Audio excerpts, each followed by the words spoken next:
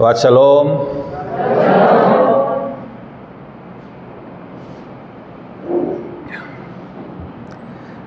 ¿Cómo estamos hoy? Amén, amén.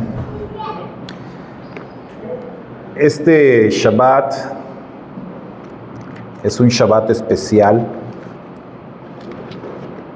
Todos lo son, pero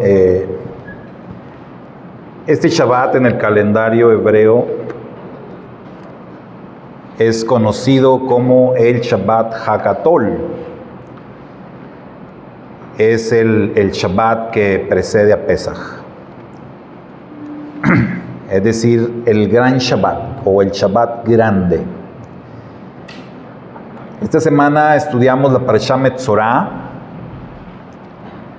y hoy quiero enfocarme en el tema del Shabbat Hagadol, y quiero hacerlo desde esta perspectiva de es nuestro turno.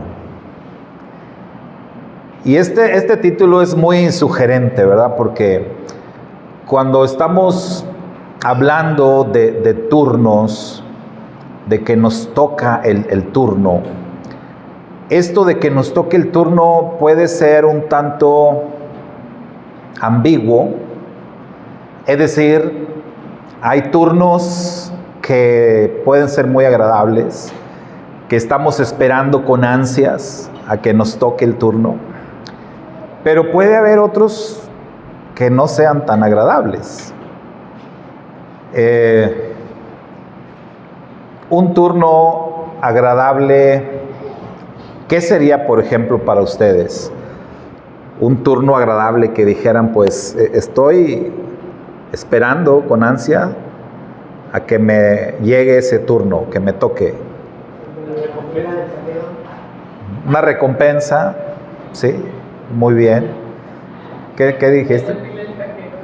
La fila del cajero. Sí, bueno, ir al banco, si se han ido al banco, es muy desesperante, muy tardado, y luego ponen tantos números diferentes que ni siquiera te permiten como estar esperanzado a que ya sigues, ¿no? Porque brincan de un código a otro y no sabes, ¿no? O sea, pero cuando ves tu turno ahí en pantalla, hasta saltas, ¿no? Ya, por fin, llegó mi turno. Entonces sí, cuando estás ahí, estás esperando tu turno con ansia, porque ya, quieres que ya termine, quieres que ya pase.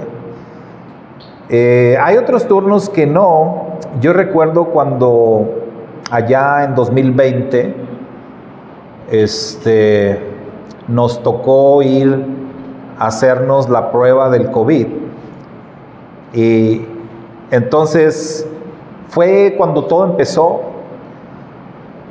Bueno, al menos recuerdo que de la familia y de aquí de la comunidad, mi esposa y yo fuimos los primeros soldados caídos, ¿no? Los primeros que nos dio el COVID.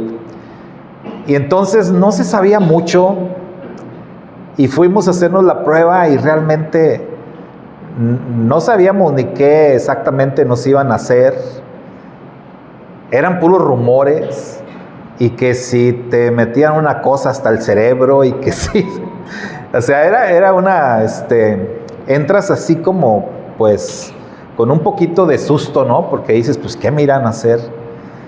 Y entonces ahí había una fila muy larga, y ahí estábamos, y ahí sinceramente, pues, no quieres que llegue el turno, ¿verdad? Porque dices, voy a pasar y a ver qué me van a hacer, ¿no? Entonces, hay turnos que no son tan agradables, pero igual, pues, tienes que ir, es necesario. Casi todo lo que tiene que ver con la medicina, si vas y estás ahí haciendo fila para alguna vacuna, o pues hoy que me tocó también ir a lo del dentista. El dentista es uno de los pues médicos que más uno les tiene miedo, ¿verdad? Todos esos ruidos que hacen y los instrumentos. Cuando vi yo el tamaño de la jeringa que me iba a poner la anestesia, a lo mejor cerré los ojos, dije no quiero saber ni ver nada. Gracias al Padre que fue algo que más tardó en sentarme, que ya listo parece, ¿verdad? Nos quedamos asombradísimos, ¿no? De lo rápido que trabajó el cirujano. Todo eso nos provoca, creo yo, inquietud, nos provoca pues un poquito de rechazo. Son turnos que no quisiéramos que llegaran, pero tienen que llegar, ¿verdad? Con la cirugía de mi hijo también. El domingo para el lunes, cuando se levantó mi hijo, le dije, oye, ¿dormiste bien? Dijo, no me he dormido. Le dije, pues te entiendo, ¿verdad? Yo tampoco hubiera dormido.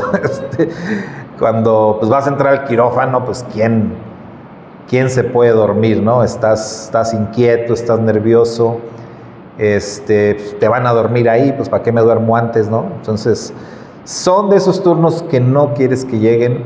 Hay muchos otros que sí quisieras, incluso algunos que dices, ¿cuándo me va a tocar a mí? ¿Verdad? Decía el hermano Jorge, una recompensa, ¿no? Los que se sacan la lotería, ¿y a mí cuándo? Pues ¿cómo si no compras lotería? ¿Cómo te la quieres sacar, no?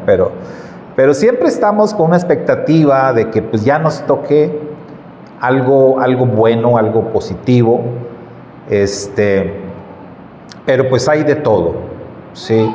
Lo que es seguro es que va a llegar el momento, va a llegar el turno para cada uno de nosotros, sea para bien o sea para mal, ¿verdad? Pero siempre va a llegar ese turno. Hay una canción que a mí me gusta mucho, que yo creo que ya la he escuchado algunos cientos de veces y la sigo escuchando, que se llama Monsters. ¿La conocen? ¿Han escuchado? Monstruos en español.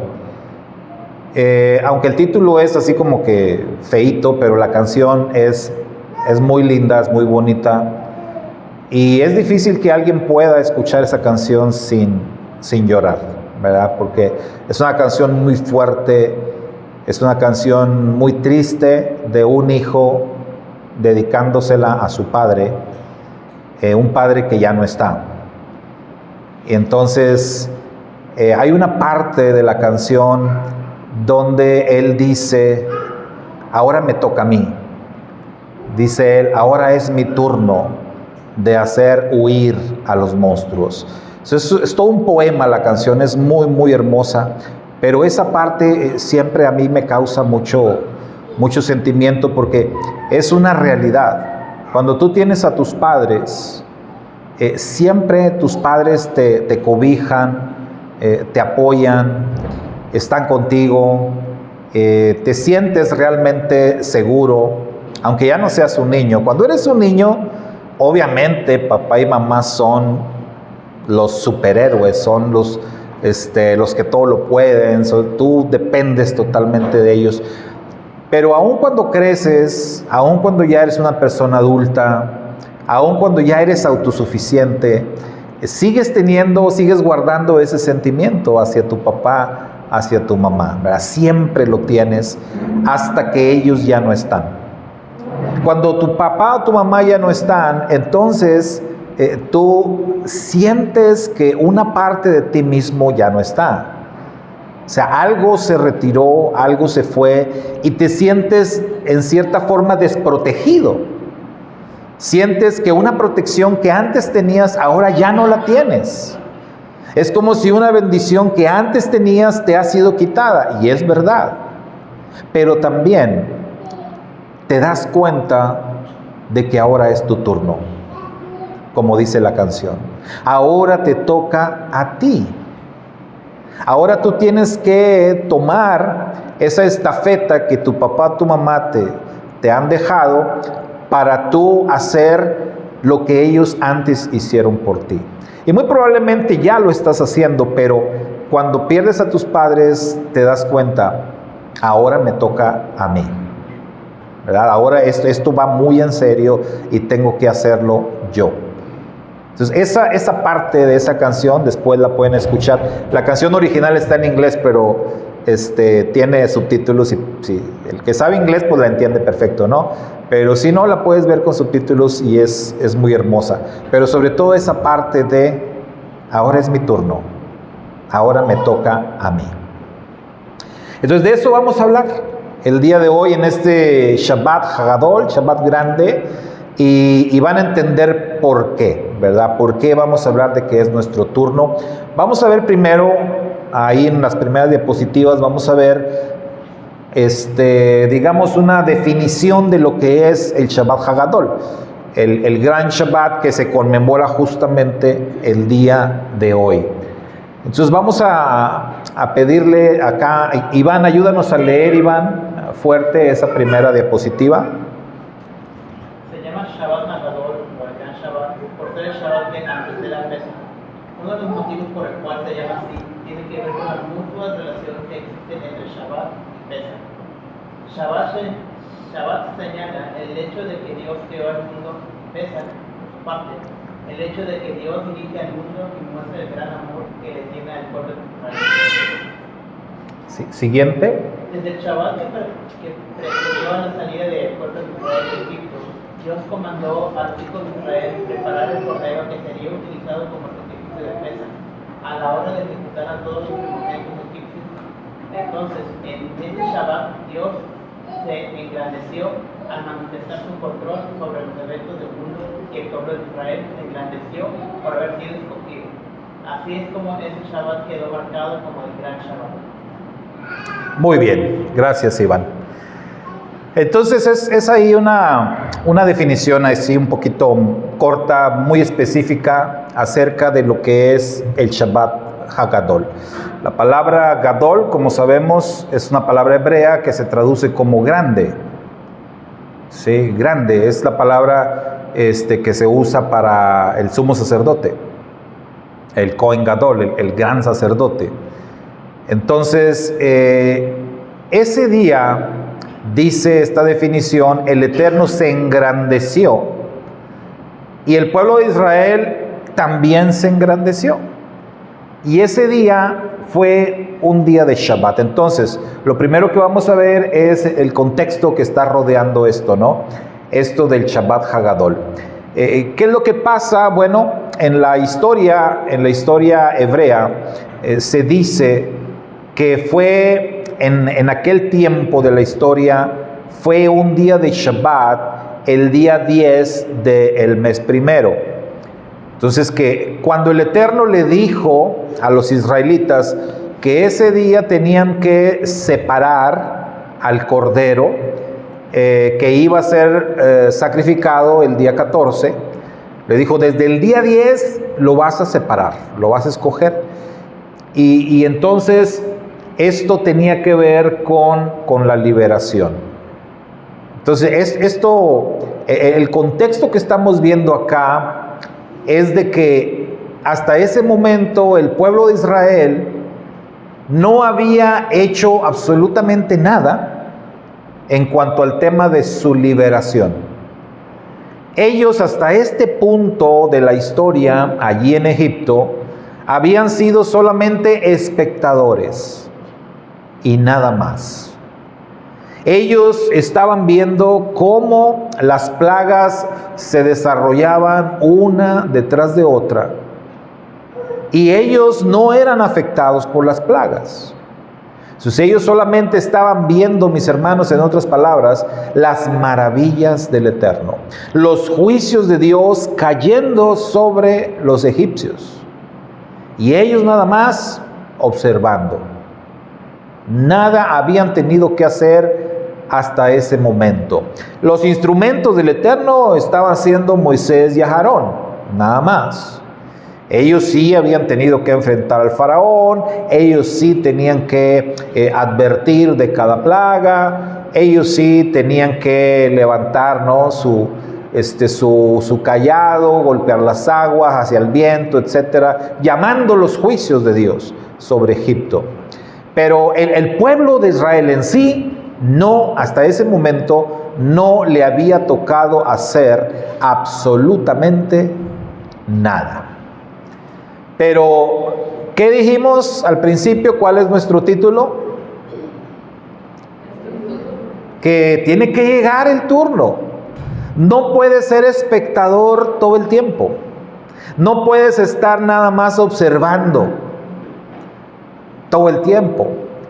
Tiene que llegar tu momento, tiene que llegar tu turno, en donde tú tienes que participar, en donde tú tienes que hacer para aquello que te preparaste, para aquello para lo cual fuiste escogido. Tiene que llegar un momento donde cumplas con tu propósito, donde cumplas con tu llamado.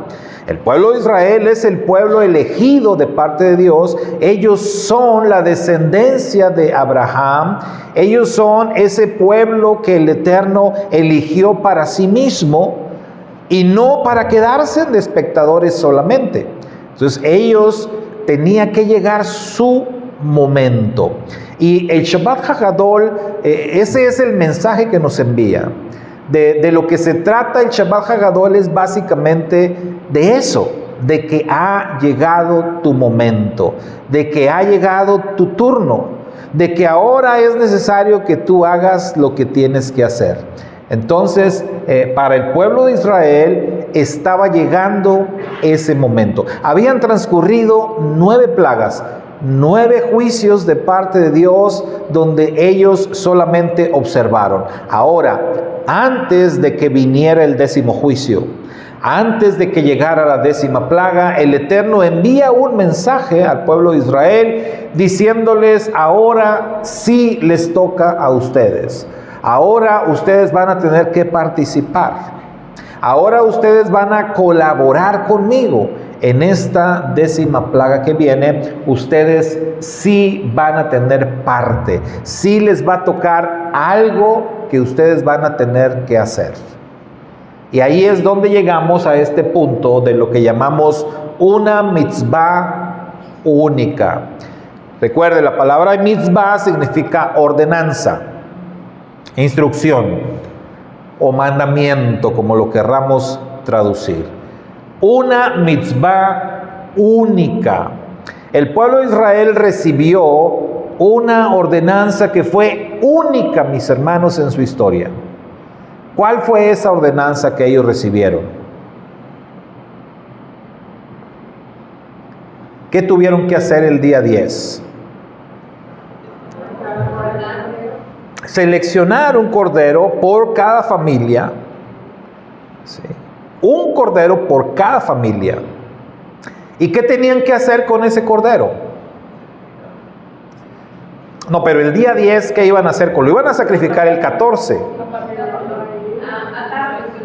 Atarlo, ¿verdad? Nos dicen las fuentes judías, nos dicen que ellos tuvieron que atar ese cordero y las fuentes judías dicen que lo ataron a las patas de la cama. Entonces,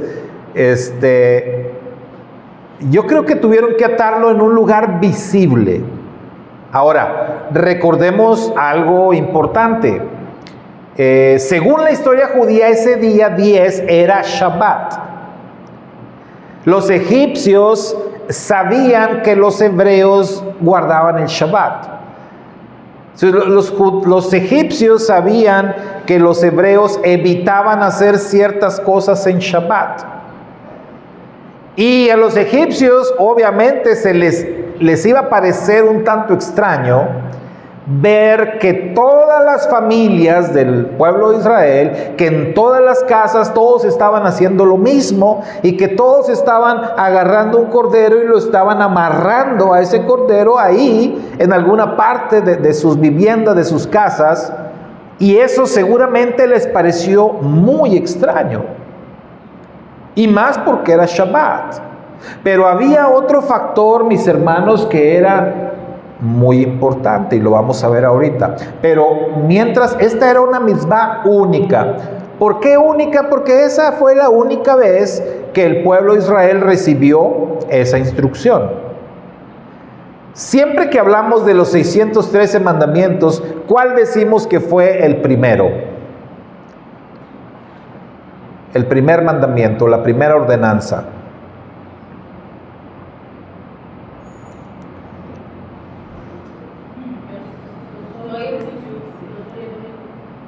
No. La primera ordenanza, si ustedes ven una lista, vamos a decir en orden cronológico de los 613 mandamientos, ¿cuál es el que aparece en primer orden?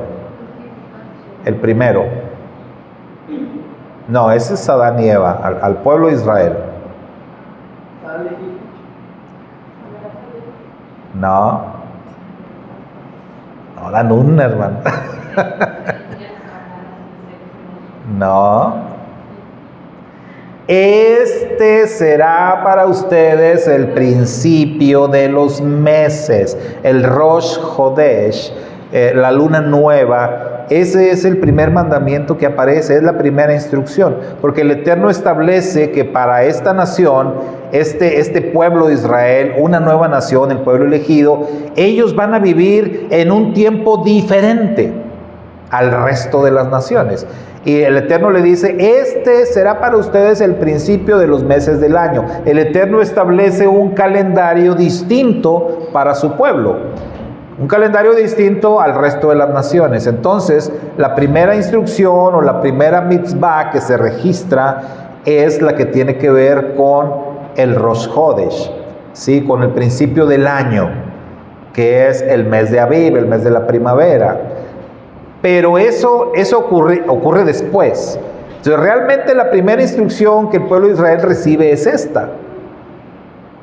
Es esta de separar el cordero, ¿no? Pero ¿por qué no se registra así? Porque esta es una ordenanza única. O sea, esto era algo que ya ellos no iban a tener que hacer en un futuro. Esto era por única vez. Por única vez y estando en Egipto. Una vez que ellos salieran de Egipto, las cosas ya iban a ser diferentes, ¿sí? Pero esta fue algo único, algo que el Eterno les ordenó para ser realizado allí, en la tierra de Egipto, porque tenía un propósito. Y ese propósito era, dice ahí, desafiar. Esta era una mitzvah, era una ordenanza desafiante.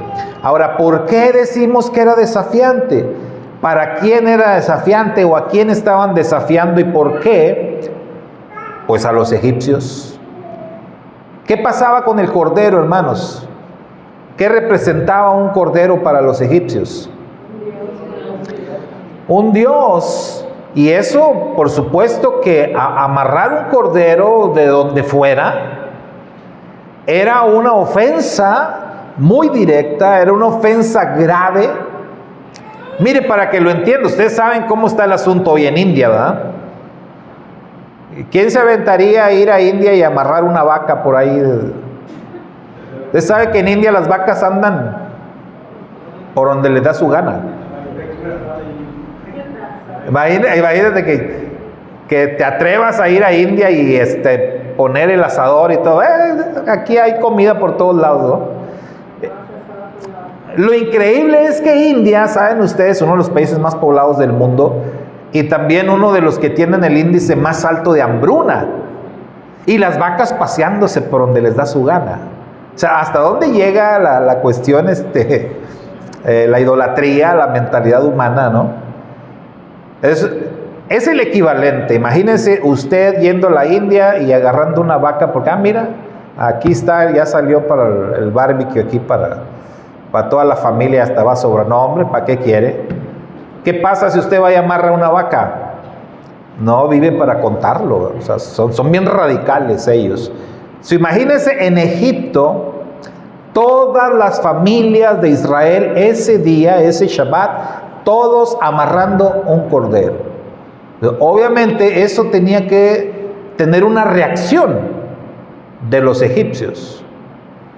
Ahí tenía que haber una reacción fuerte de parte de los egipcios porque era una agresión, una ofensa directa contra uno de sus principales dioses. Pero el esclavo, ¿no? Un esclavo amarrando su Dios. Y un esclavo, aparte. O sea, ya eran, ¿cómo te atreves? O sea, seguramente ellos les quiso como la cabeza hacer corto, ¿no? O sea, ¿cómo es posible esto? ¿Cómo los esclavos están haciendo eso? ¿Cómo se atreven a eso? Era un desafío, hermano. Era algo así muy directo. lo que vulgarmente acá en nuestro lenguaje, ¿no? Aquí en nuestro país le llaman cantarte un tiro, así, directo. O sea, no es ninguna indirecta, no es echar hablada, no, te está desafiando. Directamente los israelitas estaban desafiando a los egipcios, como diciendo, mira lo que le hago a tu Dios, y a ver, ¿qué vas a hacer? ¿Qué vas a hacer? Ya lo amarré, ¿sí? Y lo voy a matar, o sea, lo voy a ejecutar, en 4 días lo voy a ejecutar. Un desafío directo, hermano. Esa era una misma desafiante, pero era también una ordenanza que demanda firmeza, porque no era algo de un ratito. Ellos tenían que permanecer durante 4 días con ese cordero ahí atado, o algunos dicen 4 osos, 5, porque pues sí, va a haber el 10, 11, 12, 13, 14, sí, son 5 días. Entonces no era cuestión de un rato. Cuando tú sabes que estás haciendo algo así, que estás haciendo algo desafiante, que estás haciendo algo muy fuerte, normalmente quisieras que dure poquito, ¿no? Que pase rápido. Pero aquí el tema es que tenían que pasar 5 días. No lo iban a amarrar un rato, lo tenían que tener ahí 5 días. Esto nos habla de una decisión firme, de una confrontación directa y persistente. O sea, aquí no te vas a echar para atrás. Ya hablaste, ya lo amarraste y ahora te tienes que mantener en lo que has dicho que vas a hacer. Entonces, esta era la parte que le estaba tocando al pueblo de Israel. El Eterno simple y sencillamente está diciendo, bueno, yo ya hice bastante, yo ya envié 9 juicios, 9 plagas, que obviamente ayudaron mucho. Porque si no hubiera pasado esas 9 plagas, si se hubieran ido directo a este desafío, hermano, ¿cómo creen que hubieran reaccionado los egipcios? De una manera feroz, ¿verdad? Un ataque terrible. Pero ¿por qué los egipcios no reaccionaron así? Porque tenían 9 juicios encima. Porque los egipcios ya habían visto el poder del Eterno. Porque ya sabían cómo se las gastaba el Dios de Israel. Y entonces eso, pues les tenía que dar miedo. Entonces, es como cuando tú le quisieras hacer daño a una persona, pero sabes que está protegida por alguien muy fuerte, y entonces pues nada más te quedas con las ganas. Dices, ay, como quisiera, pero no, porque no puedo, porque tiene un hermano bien grandote, o su papá, ¿verdad? O sea, qué sé yo. Así les pasaba a los egipcios. O sea, ellos querían comerse vivos a los israelitas al ver que estaban amarrando los corderos, pero se acordaban de todas las 9 plagas, de todos los 9 juicios anteriores, y seguramente se detenían, ¿sí? En otras palabras, el Eterno ya había preparado el camino. El Eterno ya había hecho la mayor parte, pero, como siempre decimos, también el Padre quiere que nosotros hagamos la parte que nos toca. Y en esa oportunidad, al pueblo de Israel les tocó amarrar ese cordero durante 4 días. El Eterno estaba poniendo a prueba al pueblo de Israel. Esa mitzvah, hermanos, ese mandamiento era una prueba para el pueblo de Israel. Entonces, hemos hablado de esto innumerables ocasiones. Es necesario pasar por la prueba. Es necesario que el Eterno nos pruebe. Hermano, ¿cómo vas a hacer algo bien hecho si no lo pruebas? Todo tiene que ser puesto a prueba. Entonces, es como si alguien está cocinando un platillo y lo cocina y lo sirve sin probarlo. Eso no está bien. Tienes que probarlo. Tienes que estar consciente de lo que estás haciendo, de lo que estás preparando. O como una maquiladora que está ensamblando un producto, lo va a ensamblar y lo va a poner a la venta sin probarlo. ¿Alguna vez han visto eso? Pues ¿cómo lo van a sacar a la venta sin probarlo? Por los coches. No los prueban Imagínense también un coche, cualquier producto, o sea, todo tiene que ser puesto a prueba. Cuando me tocó trabajar en partes de televisión de Reynosa, ahí ensamblábamos televisiones. Y ahí las televisiones, una vez que ya estaban terminadas, totalmente ensambladas, e incluso empacadas, todavía se les hacían pruebas. Antes de empacarlas, todas las televisiones tenían que pasar por diferentes pruebas. Sí, o sea, pruebas de imagen, pruebas de audio, pruebas de todo. E incluso recuerdo que había una parte donde las golpeaban con unas cosas, con unas pelotas, ¿verdad? ¿Te acuerdas, Mari? Mari trabajó ahí también. ¿Alguien más trabajó en Zenith? ¿No? Bueno, ahí ensamblábamos televisiones y ya cuando la televisión estaba terminada y lista, iba pasando por la banda, iba encendida, se estaba ahí la imagen y todo, y unas muchachas probadoras les pegaban con unas pelotas, como una especie de mazo, que tiene una pelota, y les pegaban así por todos lados. Esa era la prueba, ¿verdad? Para ver si la imagen no se distorsionaba, no se movía o no se apagaba. A veces pasaba eso, al primer golpe se apagó, sácala, no, si esta no sirve, manda la reparación. Entonces las tenían que probar, se les hacían toda clase de pruebas. Luego les hacían prueba de vida, mandaban las televisiones a un área donde estaban encendidas, las dejaban como 3 días encendidas ahí. Algunas pues no pasaban la prueba.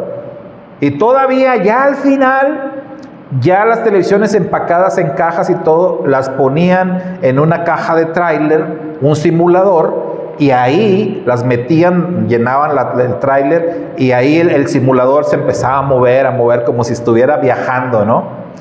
Y por largo tiempo ahí el simulador, luego bajaban otra vez las cajas, sacaban las televisiones y las volvían a probar a ver si todas estaban funcionando correctamente.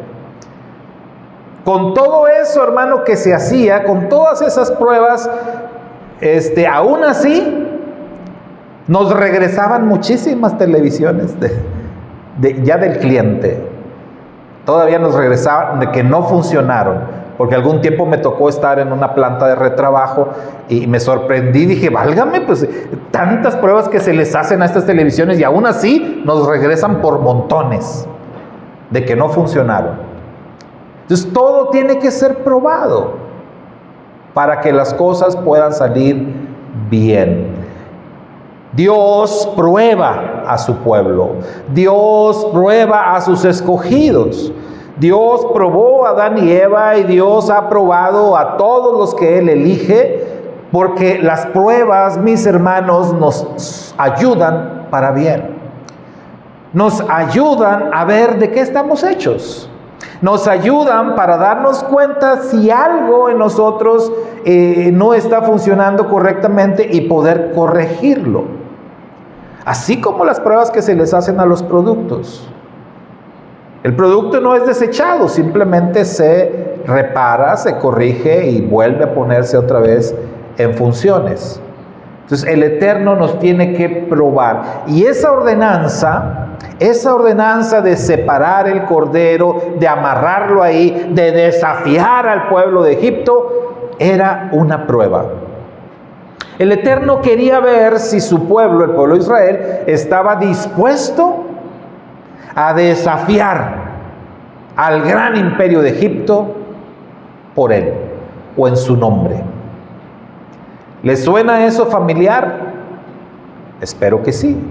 Porque eso que estaba pasando en Egipto, mi hermano, mi hermana, es lo mismo que está pasando hoy. En una magnitud mucho más grande, por supuesto. Pero es exactamente lo mismo. Entonces, Dios nos pone a prueba. Dios quiere ver que seamos atrevidos, que seamos audaces. El Eterno quiere que nos enfrentemos al enemigo, que le pongamos cara al enemigo. Esa es una demanda de parte del Eterno. Usted sabe, en los tiempos de David, cuando Israel estaba en guerra con los filisteos, usted conoce la historia de David y Goliat. Usted sabe que ese Goliat imponía.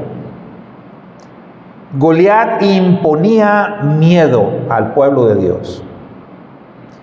Ese Goliat, que era un hombre como de 3 metros de estatura, un guerrero tremendo, valiente, fuerte, muy grande, y además, por si fuera poco, era muy bueno para intimidar.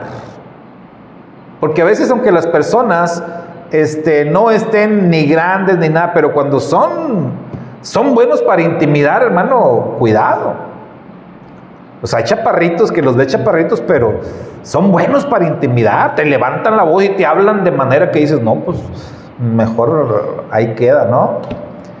Pero imagínate Goliat, un hombre grandísimo, guerrero, entrenado, poderoso, que había matado no sé cuántos, con una fama tremenda, y se para enfrente del pueblo de Israel y los desafía. Nadie quería enfrentar a Goliat. Nadie respondía al desafío, ni el rey. Porque oye, pues si alguien tenía que dar el paso al frente, tenía que ser el rey Saúl. Pero el rey Saúl estaba ya escondido también, no quería saber nada de Goliat. Y Goliat estuvo allí por 40 días. Todos los días, cada mañana salía el gigante a desafiar a los escuadrones de Israel, hasta que llegó David.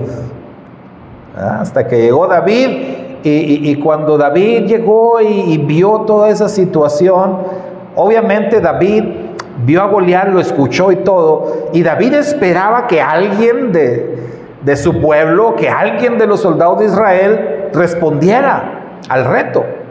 Yo imagino a David ahí viendo a Goliat y escuchándolo y pensando, no, ahorita vas a ver, ahorita que uno de mis hermanos aquí, y nadie, hermano, nadie. Entonces David se quedó como, ¿y qué hizo David? Pues él agarró el desafío. Dijo, si nadie va a responder, alguien tiene que responder aquí. Y dijo David, yo. Entonces David dijo, pues ¿quién es este filisteo incircunciso que se atreve a ofender así a los escuadrones del Dios de Israel? Y van y le dicen a Saúl, oye, ya salió alguien que se le quiere enfrentar a Goliat. Ya salió alguien que va a tomar el reto, no que va a tomar el desafío. Y pues David en ese momento era un chamaco, ¿no? Ni siquiera tenía la edad para estar ahí en el ejército. Pero pues como decimos, ¿no? Es lo que hay. Dijo el rey Saúl, pues es lo que hay, entonces que vaya. Y conocemos la historia. Conocemos el desenlace de esto. Y la parte importante ahí también en la historia de David y Goliat es que cuando Goliat cayó, ¿qué pasó con los escuadrones de Israel? Se vinieron, hermano, pero con todo. A veces necesitamos eso. A veces necesitamos un empujón. A veces necesitamos que alguien vaya por delante y entonces nosotros, ahora sí, vámonos todos. Nada más vieron que cayó Goliat y todos los soldados de Israel se abalanzaron contra los filisteos. Ahora, acuérdese usted, Goliat no era el único gigante. Goliat tenía más hermanos y más grandotes que él todavía. Pero ahí ya no hubo miedo. Ahí ya los soldados de Israel todo lo que necesitaron fue eso. Un empujoncito, hermano, para salir al frente. Entonces todos necesitamos ser probados. Goliat probó. De parte de Dios, Goliat probó a los escuadrones de Israel. Y fue David el que superó la prueba, pero luego todo Israel superó la prueba. Esta ordenanza entonces estaba poniendo a prueba a los israelitas, que no eran soldados, que no era gente de guerra, eran esclavos, bajo el imperio más poderoso del mundo en ese momento, que era Egipto. Y se tuvieron que enfrentar a los egipcios porque Dios así lo demandó. Porque el Eterno quiso ponerlos a prueba. Ahora, esta ordenanza, hermanos, también habría de dividir al enemigo. ¿En qué sentido esa ordenanza dividió al enemigo? Bueno, las fuentes judías nos dicen que algo pasó entre los egipcios. Leíamos ahorita ahí en el salmo que nos compartía Vale, que es un salmo que tradicionalmente se lee en Shabbat Hagadol, que el Eterno hirió a los egipcios ese día. El Eterno hizo algo y dentro de los libros sagrados de los judíos, ellos dicen que pasó algo extraordinario. Es decir, ellos dicen que hubo como un tipo guerra civil. Como que los egipcios se empezaron a pelear entre ellos.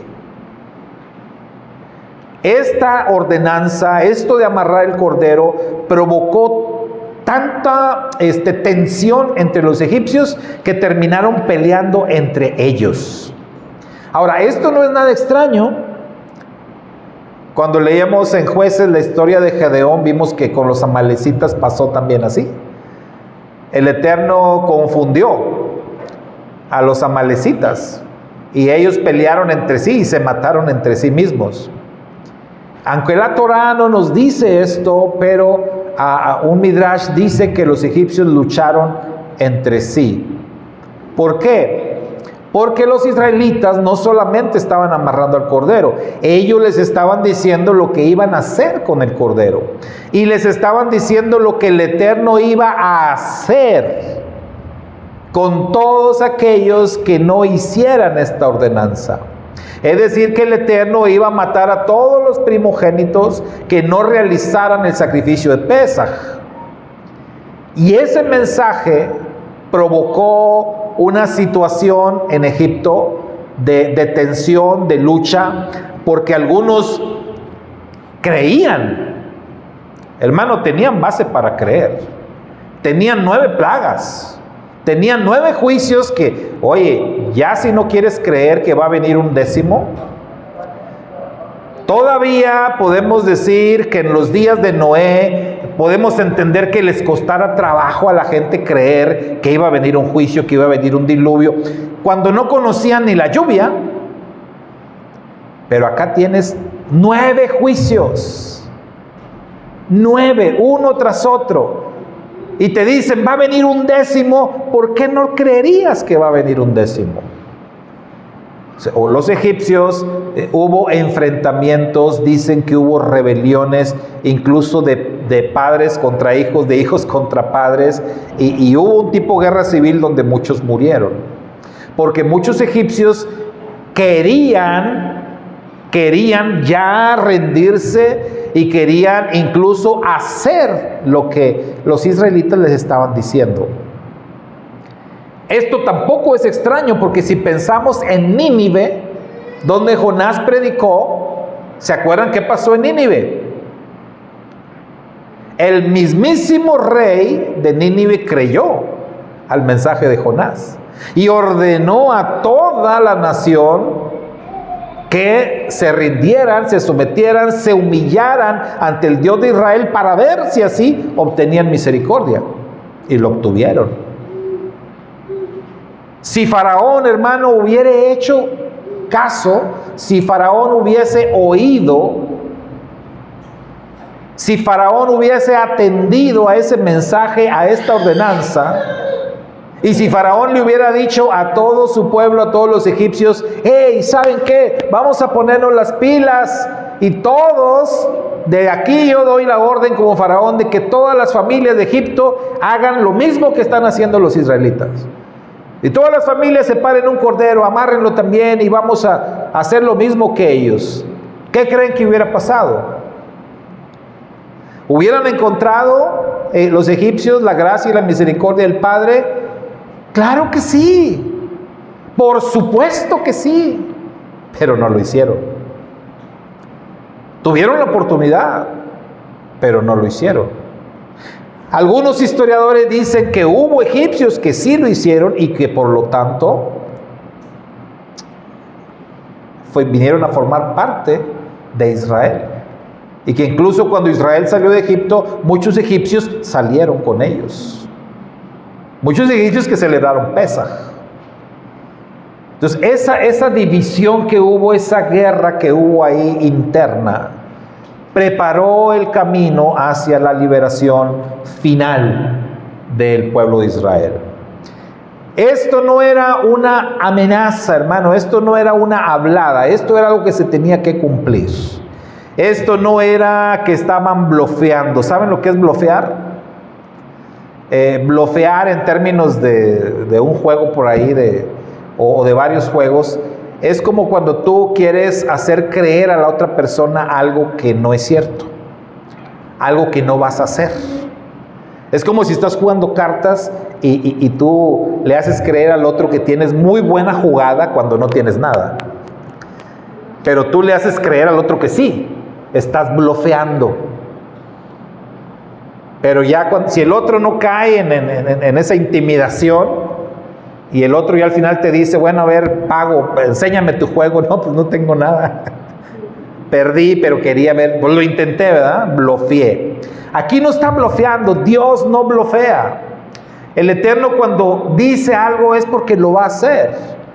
Y el Eterno le dice a los israelitas, amarren ese cordero y díganles que van a matar ese cordero dentro de 4 de 5 días. Y lo hicieron.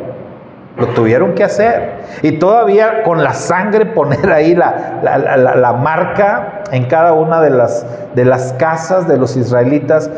Todo eso lo tuvieron que hacer. O sea, las cosas o el mensaje de Dios o las instrucciones de Dios no son para blofear. No son para hacerle creer a la gente algo que no es. Son para mostrar una realidad, hermano. Porque saben ustedes que hoy en día hay mucha gente dentro de las iglesias que le gusta mucho blofear, ¿sí? Que le gusta mucho hacerle creer a los de fuera algo que no es cierto. Les gusta hacerle creer a los de afuera que ellos son muy espirituales, que son temerosos, que son esto, que son aquello, cuando en la realidad no lo son. El Rav Shaul lo define así. El Rav Shaul dice que son personas que tienen apariencia de piedad, pero niegan la eficacia de la piedad en sus vidas. Entonces, los fariseos en los tiempos de Yeshua eran así. Ellos eran blofeadores, ¿sí? Ellos aparentaban nada más, pero no eran. Por eso Yeshua decía de los fariseos, hagan lo que ellos dicen, pero no hagan lo que ellos hacen. Porque ellos dicen muy bien, enseñan muy bien, conocen muy bien la palabra, pero no la cumplen. Entonces eso es como blofear. La ordenanza del Eterno era para cumplirse. Y los israelitas lo tenían claro. Y el cumplimiento de esta ordenanza, mis hermanos, era lo que finalmente los iba a llevar directo hacia la libertad. Por eso la ordenanza llegó en el momento crucial, antes de la 10ª plaga, antes del Pesaj. Y eso iba a concluir con la gran libertad. Y por eso se conoció como el Shabbat Hagadol, el gran Shabbat. Hoy en día el pueblo judío celebra esto siempre en Shabbat. Es decir, no tomaron la fecha. No tomaron la fecha porque aquel era día 10 del mes primero, fue Shabbat en aquella ocasión. Obviamente en los siguientes años pues no siempre iba a ser Shabbat. Este año, el día 10 de Abib, creo que fue el jueves pasado. Entonces, pero ellos decidieron históricamente siempre recordar ese evento en un día de Shabbat. Y por eso siempre, cada año, en el Shabbat antes de Pesaj, se conmemora el Shabbat Hagadol, el gran Shabbat. Que, como vuelvo a repetir, el mensaje que nos deja ese Shabbat Hagadol es nada más y nada menos que, vamos a ver la conclusión, lo que dijimos al principio. El mensaje que te deja el Shabbat Hagadol es de que siempre va a llegar tu turno.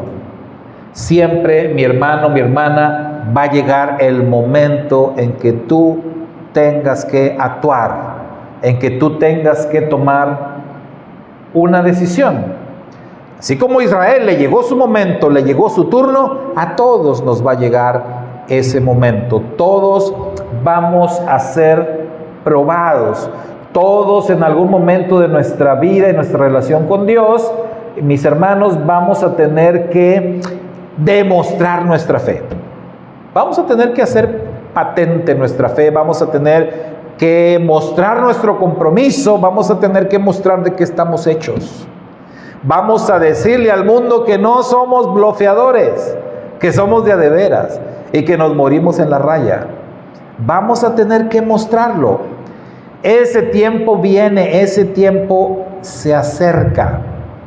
El tiempo, siempre lo llamo yo el tiempo del cuarto jinete, del Apocalipsis. En Apocalipsis hay 4 jinetes, ¿se acuerdan?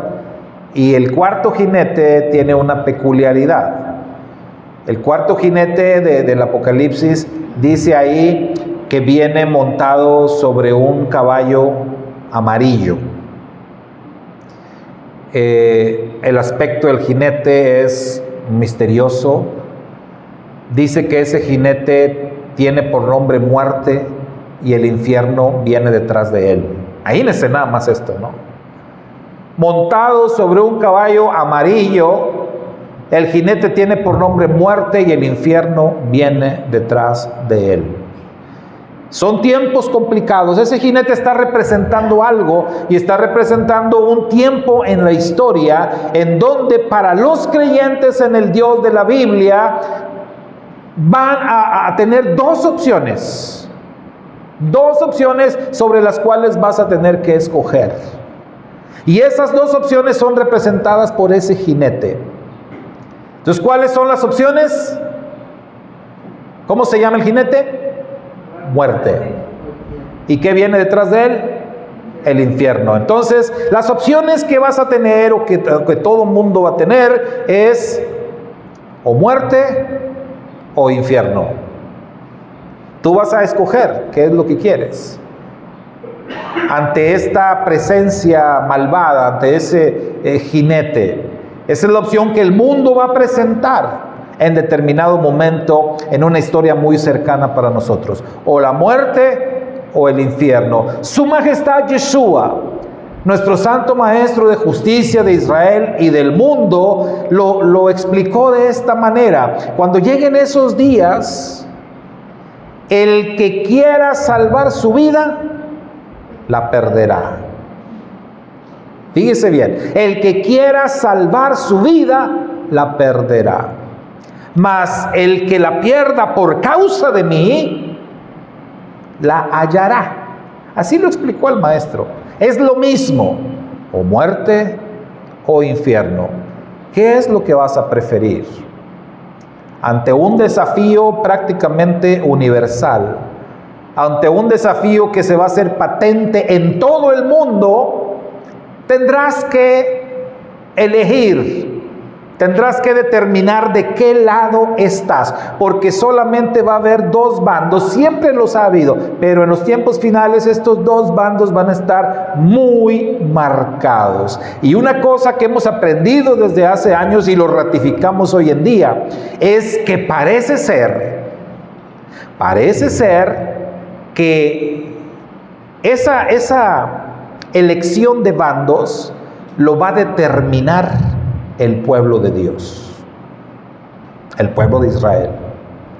Entonces, el mundo va a tener que decidir: o estás con Israel o estás en contra de Israel.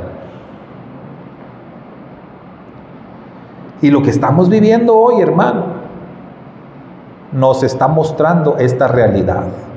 Y tristemente hay muchísima gente dentro del cristianismo que hoy en día está retomando el espíritu antisemita. Hay líderes religiosos dentro del pueblo cristiano que se la dan de intelectuales y de conocedores, y que en estos días especialmente están sacando videos y enseñanzas en contra del pueblo de Dios, negando la autenticidad de Israel como pueblo de Dios, y más que nunca queriendo defender la postura de una entidad llamada Iglesia que ha usurpado el lugar que solamente a Israel le corresponde. Y este movimiento se está viendo hoy en día con mucha fuerza. El Eterno anunció que Él enviaría un espíritu de confusión en estos días. Esos espíritus que salen como en forma de ranas allá en el Apocalipsis, para salir al mundo y confundir al mundo. Tenemos que estar muy alertas y tenemos que estar muy atentos, hermanos, para mantenernos en lo que hemos creído y para mantener nuestra identidad y esforzarnos en el estudio y la comprensión de la palabra, especialmente de las profecías. Esta guerra que estamos viviendo se va a ir en aumento cada vez más y más. Y sabemos lo que tiene que pasar. Y he estado hablando con algunos líderes y dicen, es que ese no es Israel, es que sí, estoy de acuerdo que los que están allá y que los líderes, el sionismo, estoy de acuerdo, ahí no tiene que ver con el pueblo de Dios. Pero que Israel sigue vivo y que Israel sigue siendo el pueblo de Dios, eso no está a discusión. Hermanos, recordemos, nada más para concluir, recordemos, el pueblo de Israel se dividió en dos reinos. Uno de esos reinos, el reino del norte, las 10 tribus, fueron exiliados a las 4 esquinas del mundo. Perdieron su identidad completamente y necesitan ser rescatados. Necesitan ser rescatados. ¿Quién los debe de rescatar? De acuerdo a la Torá, el hermano mayor tiene que redimir al hermano menor. ¿Quién es el hermano mayor? Es Judá. Judá tiene que redimir a las ovejas perdidas de la casa de Israel. Un judío llamado Yeshua vino a echar a andar ese plan y armó un pequeño grupo para echar a andar ese proyecto de redención. Y fueron judíos en su totalidad los que empezaron ese proyecto. Los 12 llamados apóstoles, todos judíos. Los 120 sobre los cuales se derramó el espíritu de Hashem en el aposento alto, todos judíos. Los convertidos por el sermón de Kefa, 3,000, luego 5,000, todos judíos. El Rab Shaul, nombrado el apóstol para los gentiles, también judío, él mismo lo dice. El mismo Rab Shaul dice ahí en la carta de los Romanos, ¿desechó Dios a su pueblo? De ninguna manera, pues yo mismo soy judío. El pueblo judío recibió la encomienda de parte de Mashiach de buscar y de redimir a las ovejas perdidas de la casa de Israel. Y para ello fue necesario un segundo exilio para Judá. Ya habían tenido un exilio de 70 años, necesitaban un exilio mucho mayor, mucho más grande, para que ellos también fueran al mundo a buscar a las ovejas perdidas. Que Israel no va a regresar a su pueblo. Ay, qué mentira más grande, ¿no? Qué mentira más grande están por ahí manejando. que Yeshua dijo que los judíos jamás van a regresar a la tierra. ¡Guau! Oiga, qué ignorancia, qué tremendo eso. Cuando Yeshua mismo está enviando a sus discípulos a buscar a las ovejas perdidas. Y sí, Él mismo está ordenando la destrucción del templo, el exilio, pero todo tiene un propósito, hermanos. Estamos siendo probados. Y lo que se está buscando es la liberación. Entonces es el pueblo judío quien tiene que cumplir esto. Y si ustedes leen en el libro del Apocalipsis, mis hermanos, en el Apocalipsis se nos habla, se nos enseña acerca de un gran avivamiento que se va a dar en estos tiempos, en los tiempos de la gran tribulación. ¿Y saben quiénes van a llevar a cabo ese avivamiento? Los judíos, el pueblo judío. Y saben ustedes que habrá una conversión multitudinaria, que Apocalipsis describe como la gran multitud vestidos de ropas blancas que salen de toda tribu, lengua, pueblo y nación. Que son, ¿quién cree? Las 10 tribus perdidas. Los conocidos como Efraín. Que por el testimonio, sí, de los 2 testigos, pero por el testimonio de miles y miles de judíos que en los últimos tiempos, convertidos al Mashiach de Israel, predicarán el verdadero mensaje por todo el mundo. Porque lo que se viene, usted sabe, es la caída de lo que ahorita se conoce como Israel. Todo eso está profetizado, lo sabemos. Estamos ante esos acontecimientos ya. Ya, siga por favor las noticias, lo que está pasando. Muchos pensaban que Israel no iba a responder en estos días, previos a Pesaj. Pero justamente el día 10, el día en que se tenía que amarrar el cordero allá en Egipto, justamente el día 10 Israel respondió. Y respondió con fuerza. Israel atacó bases en Irán, en Irak y en Siria. Israel va muy en serio en esta guerra. Pero los enemigos van a responder muy en serio también. Y lo que se viene es ver a Jerusalén sitiada por todos sus enemigos. Eso es lo que se viene. Y obviamente la caída de Israel. Y obviamente la manifestación del anti-Mashiach, que es el evento que ya está prácticamente a la puerta. Una vez que eso, hermanos, se dé, y hay que estar muy atentos, la cuenta regresiva ha empezado. Y el Mashiach vendrá. Porque así lo anunció.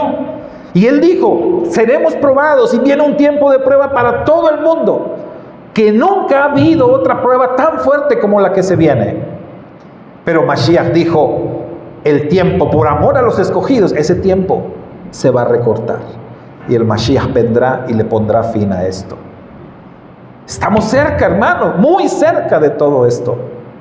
Así que aunque estas cosas causen inquietud, causen incluso temor, hermano, lo que nos debe de mover es la fe, la esperanza que tenemos. Cuando estemos siendo afligidos por las pruebas, la recomendación de la palabra de Dios es: agárrate de la vida eterna, agárrate de las promesas, agárrate de lo que el Señor ha dicho en su palabra. Todo esto, hermano, tiene que pasar. Es tiempo de amarrar el cordero. Es tiempo de atarlo. Es tiempo de plantar cara. Es tiempo de enfrentarnos. Es tiempo de tener este desafío muy en serio. Es tiempo de cumplir con la palabra de Dios y esperar a nuestro Redentor. Shabbat Shalom. Shabbat Shalom para todos en este Shabbat tan especial. Que el Eterno nos dé la fuerza necesaria para permanecer firmes hasta el final. Y poder ver todo lo que está pasando, pero de manera obediente, con nuestra mirada puesta a donde tiene que estar. Esperando a nuestro Redentor, quien vendrá de los altos cielos para redimirnos, y no nada más a nosotros, sino, dijo el Rab Shaul, a todos los que han tenido fe obediente en Él. Bendiciones, mis hermanos, así concluimos con nuestro servicio el día de hoy. Vamos a prepararnos para lo que sigue.